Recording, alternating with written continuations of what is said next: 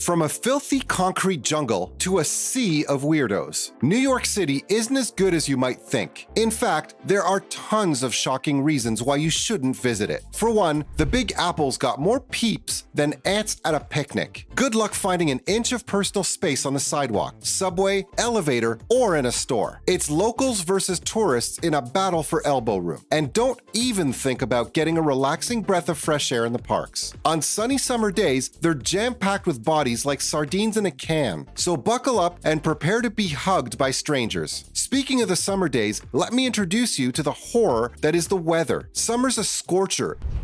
The forecasted high that day was 112 degrees Fahrenheit. That's 44 degrees Celsius.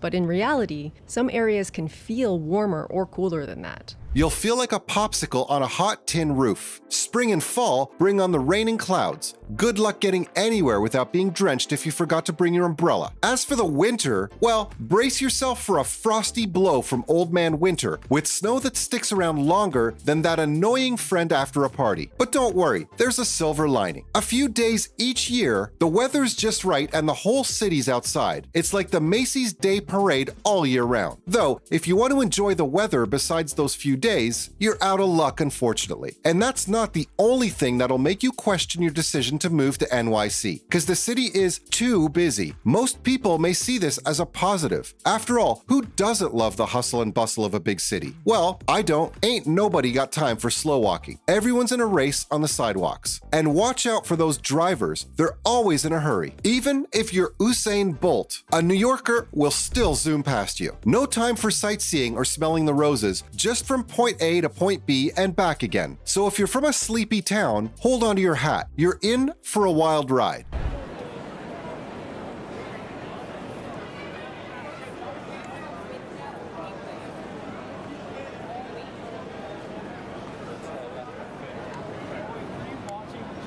The excitement and energy are honestly fun, until it isn't. After a while, you just want to stay at a place that doesn't feel like it's moving at twice the speed. And unfortunately, if you're in a place literally called the city that never sleeps, you're not going to get a moment of peace. And the constant amount of tourists everywhere doesn't help at all. Attention tourists, 60 million of you flock to NYC each year and the numbers keep rising. But watch out, when all you want to see the same 5 hotspots, it gets crowded and lines are longer than people flocking to see Avatar 2. Every square inch is packed with 27,000 peeps. Want to eat out? Get ready to join the foodie queue. Bankin'? Brace for a teller wait-a-thon. Popular spot?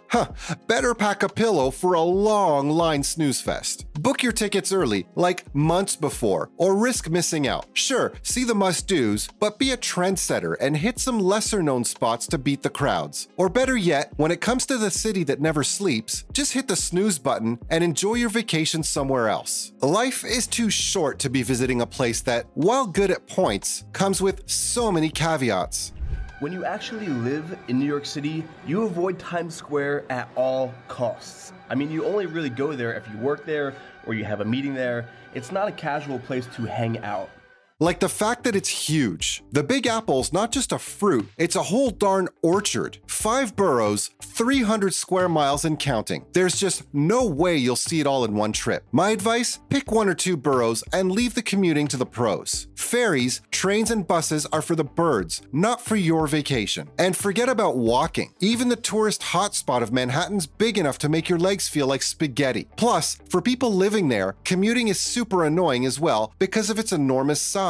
Coupled with the fact that there are so many people, expect to see tons of traffic too. Hop on the MTA, it's the only way to get around the Big Apple, with millions relying on it daily. But hold on to your seats, because this subway system is one wild ride. According to the New York Times, it's got the worst timing of any big city transit, and that's saying something. And don't worry, it gets worse. In the underbelly of New York City is one of the oldest subway systems in the world.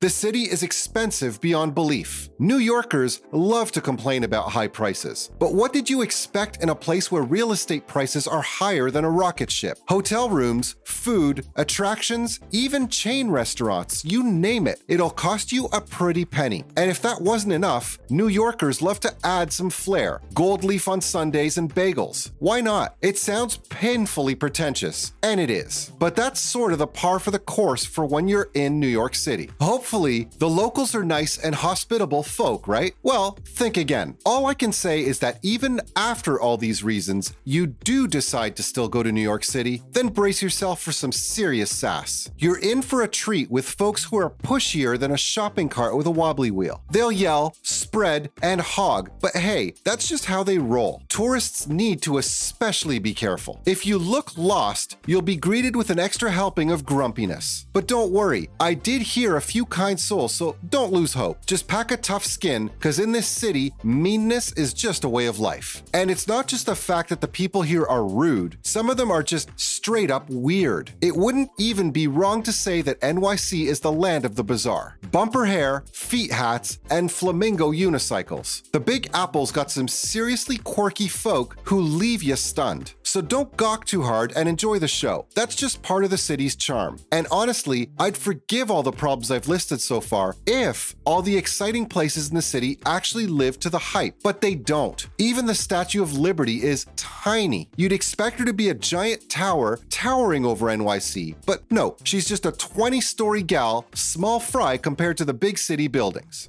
Located in New York Harbor, the Statue of Liberty is one of the most recognizable landmarks in the world. But what is it doing there? And where did it come from?